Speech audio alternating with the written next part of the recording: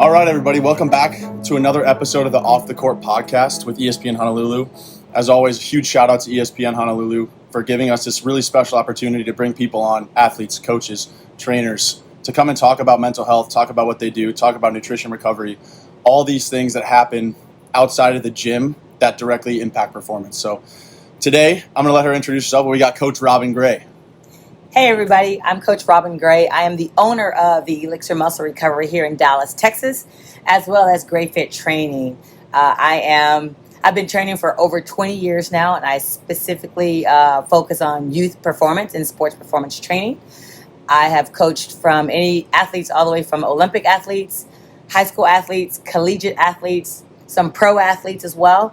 But my niche really is pouring into the youth of our community so that we can teach them early how to be the best athlete possible so they can perform better on and off the court.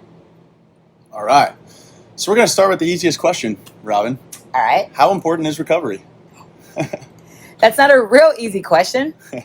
But recovery is probably more important than skills training for athletes, because you want your body to, one, be able to perform at its peak and highest level when it's time, right? So you have these big events that may be coming up and you're preparing, you're training, you're practicing, but are you recovering? And a lot of athletes just are not doing that because they haven't been taught or they don't understand the importance of it.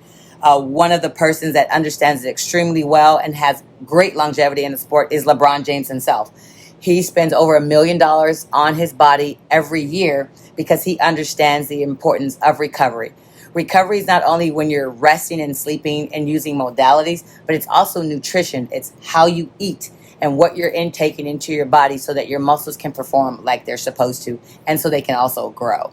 So recovery, actually, it really is extremely important for athletes to learn and understand how, when, and why to do it. Yeah, no, I mean, at the end of the day, all that work you put in the weight room, in the gym, when you're playing your sport, you have to recover for that to stay, right? You can't just go in and lift a bunch of weight and then, not do anything to recover, not sleep well, not rest, not stretch, do these modalities. And I think, especially for me as an athlete, I didn't even figure this stuff out until I was playing at a very high level. So I think my next question kind of goes into that is, you've been doing this for 20 years. How much have you seen kind of the importance of recovery grow over those 20 years? Well, I think because, our society, we evolve, right, over time. So our technology and information and the science and the scientific rationale behind the human movement patterns is now more known, and people are really being more specific to functional movement patterns and then how to get the body to move in those directions correctly. So back in the day, you fall down or you sprain an ankle and we're like, oh, rub some dirt on it, or, oh, just keep playing, you're fine. And that can be true in some cases. But unfortunately, the real truth of the matter is those muscle fibers are torn. Those muscle fibers are now tired, and those ligaments aren't attached the way they need to. So you've got a lot of inflammation in the body now. Kids are starting at a much earlier age. So that's a huge difference also. I mean, back in the day, we played outside in the yard. We got the little shopping carts, pushed each other around, jumped off buildings, jumped roped outside, played games, skates. But these kids are sedentary. Most athletes now, they don't move a lot like we used to back in the day. So when you look at that, you have to say, when they recover, it will improve their performance on the court, and it will improve their longevity after the sport. And so that's why athletes like yourself, who are just now understanding, well, wait, I really do need to take a day off, because we've been in our brain, it's etched in our brain, go, go, go, go, go, practice. As a volleyball player, swing. And those muscle fibers in that shoulder are just torn up, and you don't even realize it. So now we have technology that can help us with compression ice, with Normatec ice, and Normatec compression, with game-ready ice machines, with stem, heat, red light therapy. And then most importantly, is soft tissue release and getting those muscles back and those fibers back where they're supposed to be so that you can perform at your peak level. No, absolutely. Or you mentioned LeBron James, and I love that example because, one of the greatest basketball players of all time. and he has that longevity. I mean, he's 40 years old now, and he's still one of the best players in the NBA. And he's spending all this money every year on recovery. And, of course, not everybody has that ability to spend $1 million every year. So you're an 18-year-old kid, 17-year-old kid, and you want to start building up that toolbox of recovery. Where do you think is, like, the best place to start for doing something like that? Whether it's the technology, whether it's kind of learning how to do things yourself, coming in and seeing a professional like yourself, where do you think is like the best place to start for a kid that doesn't really have a lot of experience of recovery?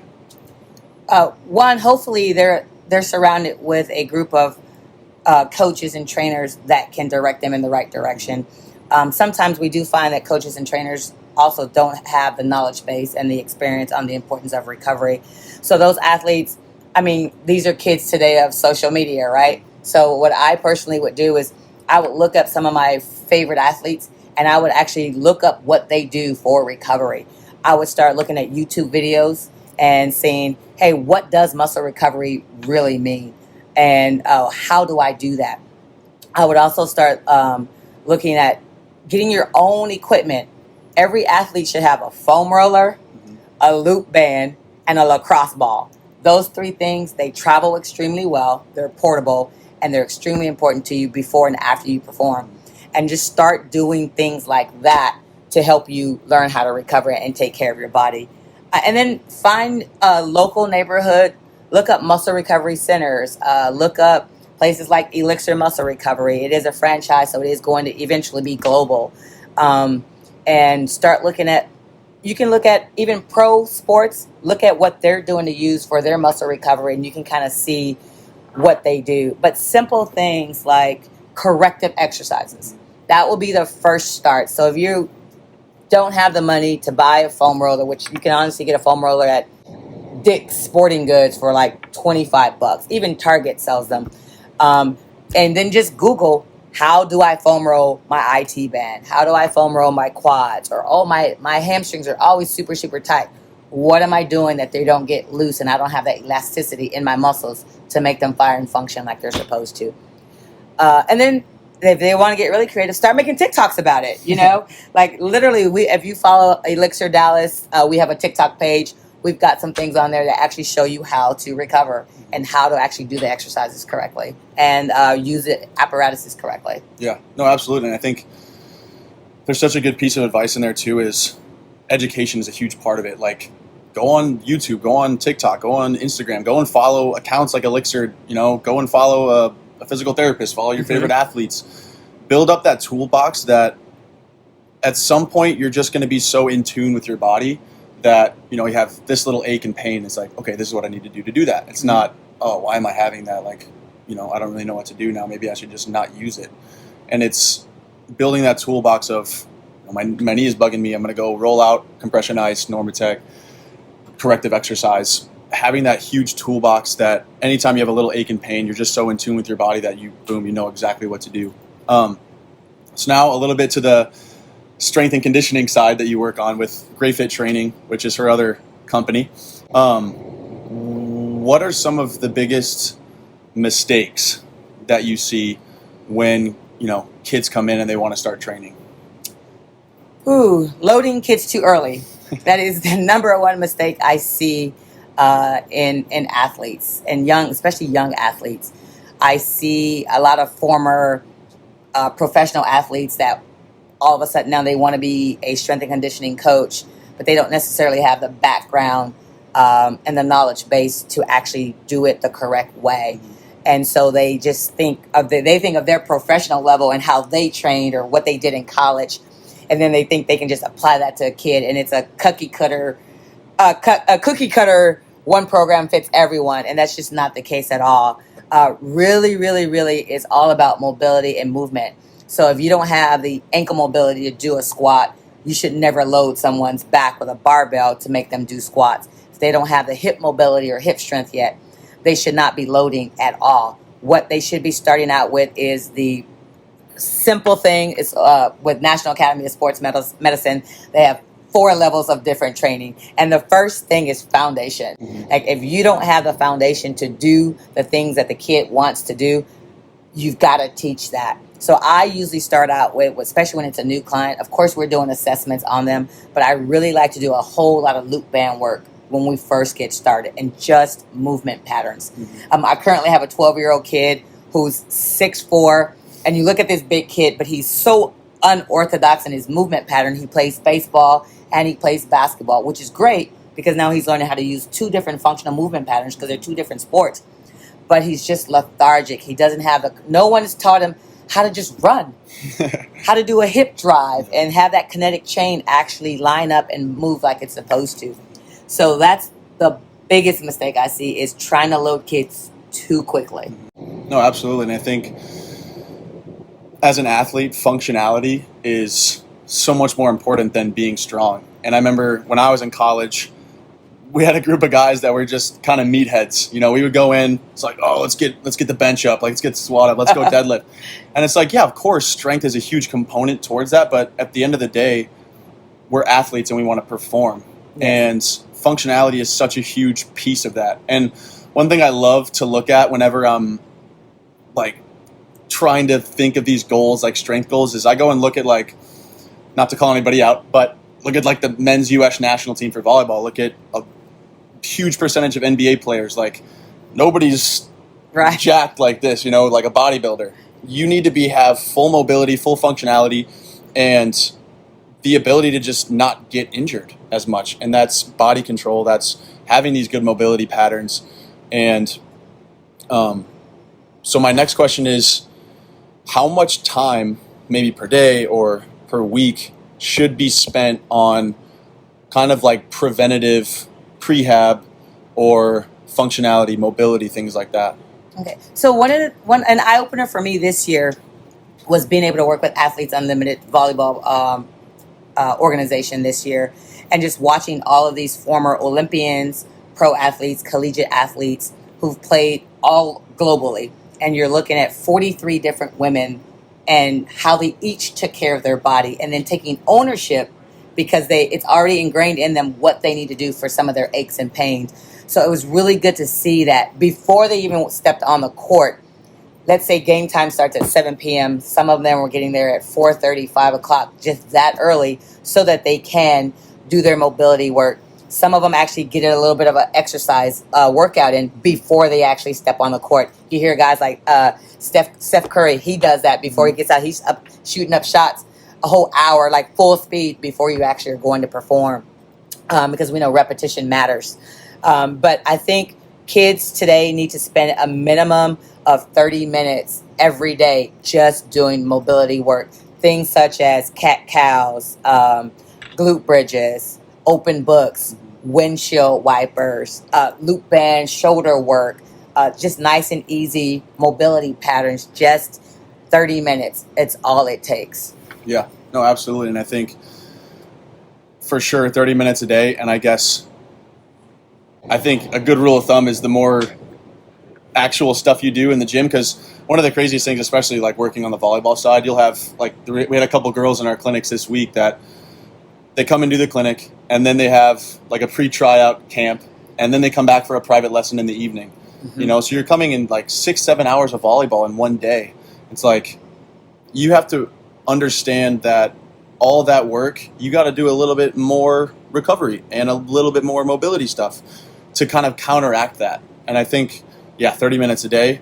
If you can do 30 minutes a day of mobility, like, trust me, you're going to see drastic improvements, not only in, the tangibles, like the weight room stuff, mm-hmm. right? Being able to actually then load yourself, having the, injury prevention on the court, and being able to have functional, like, strength and speed on the court, but also your body's just going to feel so much better too on a day-to-day basis. And I think that that's a huge piece.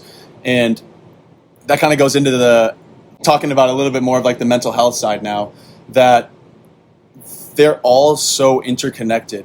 How you feel physically directly affects how you feel mentally, and vice versa. Mm-hmm. If you're having a day where you're feeling a little anxious or feeling a little depressed, you feel it physically too. I mean, it's not just, in your mind, I'm feeling a little tired. It's like, no, I feel really lethargic.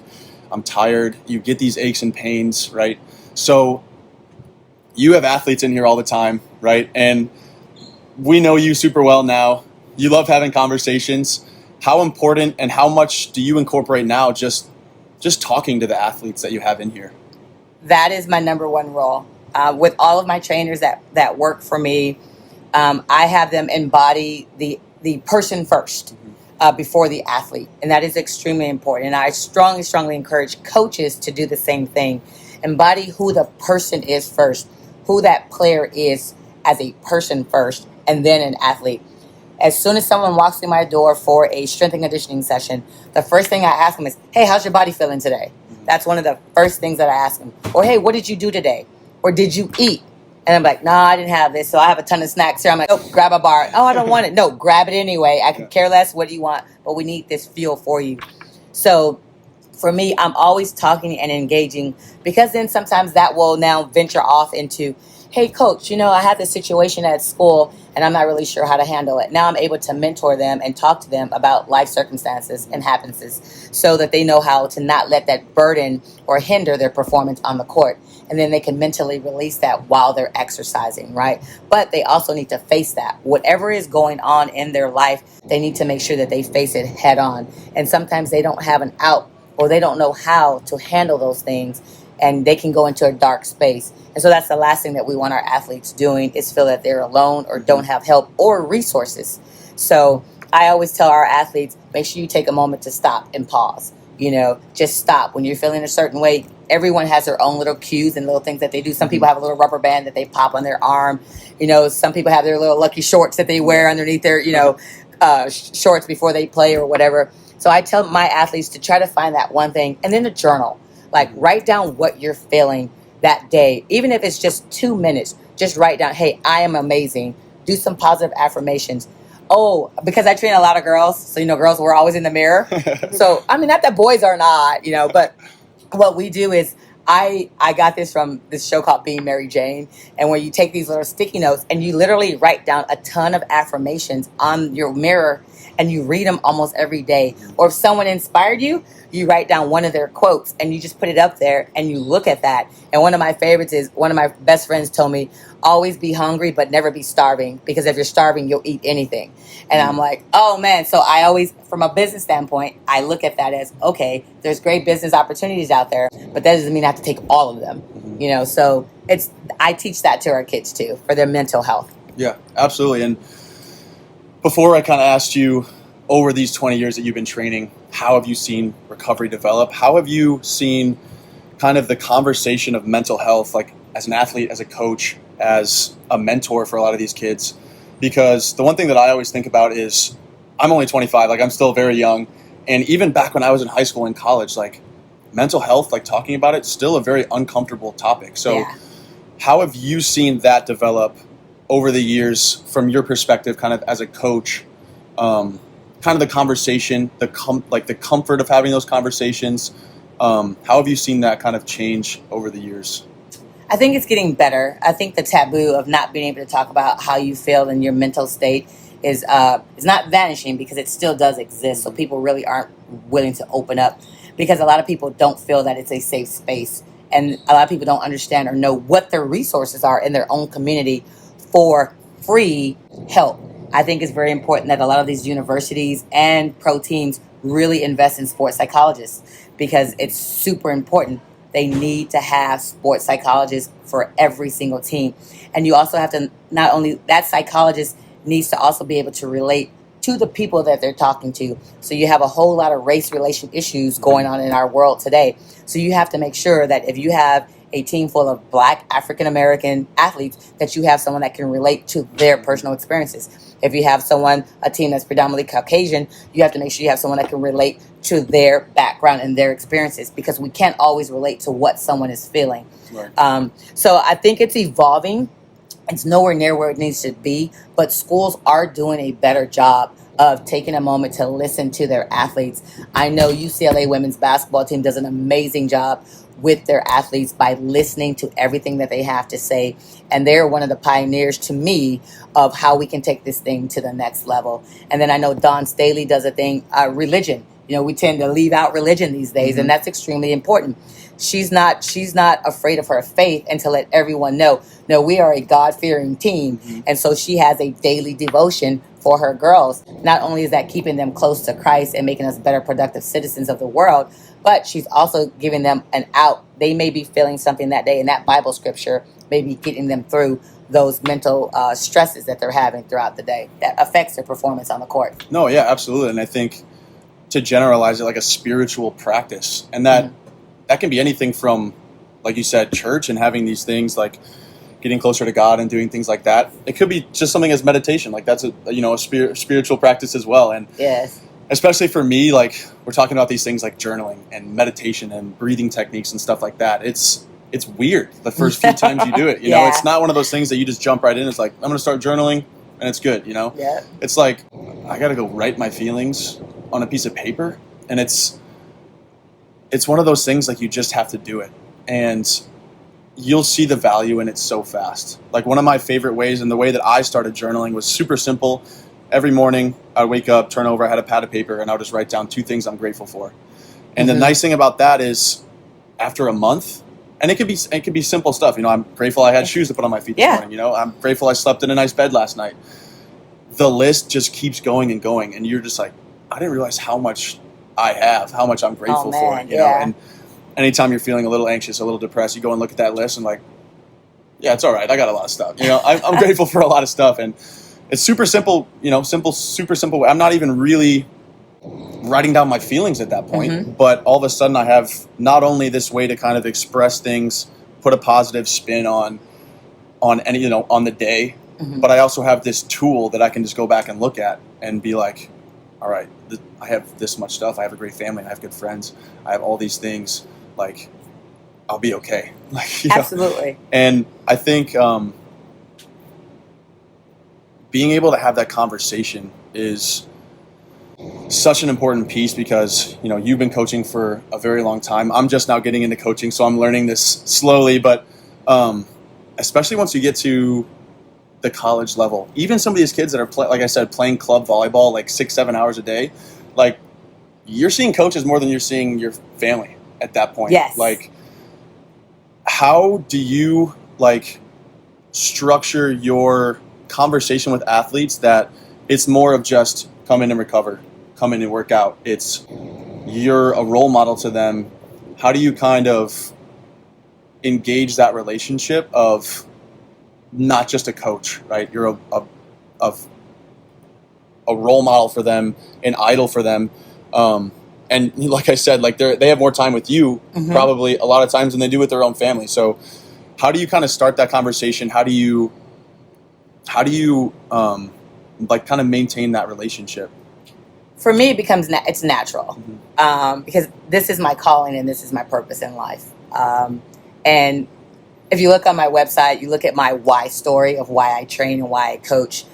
I become these kids' auntie. So I'm Aunt Robyn. Like I literally have several of my clients that be like, Aunt Robyn, Aunt Robyn. Then I'll have parents come up, that's your niece? I'm like, yeah, that's my niece. Also doing stuff outside of this space. I had a small group of girls. I think I had 4 young ladies that would come every Friday night at 6:30. We're in here working. I started them out as 6th graders. They're 8th grade, now going into 9th grade. And they had been really, really grinding. And one session, I asked the parents, I was like, hey, you know what? This session, we're going to pretend they're coming to work out, but we're just going to go see a movie together. And so things like that. And that builds that trust now. So now we're outside of this environment. It's in a safe space. I'm taking them to show them different things. Or I'll go to a game with them, a professional game, and say, hey, watch this player or watch that player, and just mentor. Or I'll take them to the mall. And literally I'll be like, all right, let's go. I've got one class, I've taken her to the mall a couple times. Hey, pick out a couple things. Let's buy you a couple things. And then let's chat. And then that's how you become family. It's more than the sport. It's more than just having a Gray Fit membership or an Elixir membership. I'm a firm believer that when you come into my space, I'm going to be in your life forever. As a matter of fact, I have a kid. I'm so excited. He's coming to visit me at the end of August. His name is DJ Garvin. He lives in Raleigh-Durham, North Carolina now. I trained him all the way back in 2004. 5, I believe, or 6 when I used to live in Virginia with our hoop booth. That's how we got started. AAU basketball. To this day, he and I still stay in touch. And I stay in touch with almost all of those kids. So he always helps me. Now that I try to support him, now that he's an adult. And he actually helped me establish my nonprofit organization, the Gray Matters Foundation. So it's a family now. Like, he is my family. And it's true. He's married now. He's got kids. So now he's a caring, productive citizen. So my role, it's not completely done, but I played a huge part of that. So it's more than just coaching him. It was more than just making sure he was strong and not injured. Yeah. Because now it's paying off. So that's how I do it in my space. No, absolutely. And I think when it comes to this like topic, especially with mental health, it's not just the kids that are experiencing mental health issues that needs to be like, quote unquote fixed, right? Yes. Nothing's broken, right? But I think the kind of stigma of being an athlete that's like put the head down and grind, which is not a bad mentality to have, but ask for help. And that can be anything from, can you help me make my recovery game better? Can you help me progress in the weight room? Can you help me increase my mobility? Mm-hmm. Can you help me with my mental health? Can you help me with my nutrition? I think changing that mindset of an athlete that I don't want to ask for help, like I got to grind and just do this myself, like you're going to get better faster if you're able to ask for help. But coaches too. Is the camera off? Coaches need to ask for help too. Like, coaches need to understand that they need help as well, so that they can't always handle everything by themselves. And it's okay to reach out as a coach for help also. Yeah, absolutely. So the final couple questions. What is one piece of advice, the best piece of advice you can give when it comes to recovery? The best piece of advice I can give to come to recovery is own your body. You only get one. Own it, cherish it, protect it, but own your body and listen to it. That's the best piece of advice I can give you. What's the best piece of advice for strength training? Strength training. Find a strength coach that fits your personal needs. Even when you're doing group training, I find a way to cater to every single individual athlete that's there. But make sure, don't go where the trend is. Don't go where, because, it's popping over here. All my friends are here. Go to a strength coach that invests more than just your body and keeps you healthy on and off the court. Awesome. Final question. What's one piece of advice for mental health for athletes? Mental health. Again, journal. Write down what you're feeling, because you don't realize what you're feeling until you actually see it on paper sometimes. And take a moment to breathe. It's okay to have fears. It's okay to be uncertain about things, but it's not okay to stay in those spaces and to spiral out. That's not okay. Help is out there, and it's okay if you need help. So I strongly encourage you to journal so you can see where you're at from day 1 to day 30. Awesome. Well, thank you, Coach Robyn. This has been awesome. Again, huge shout out to ESPN Honolulu for the opportunity, and we'll see you guys next week for another episode. Let's go off the court.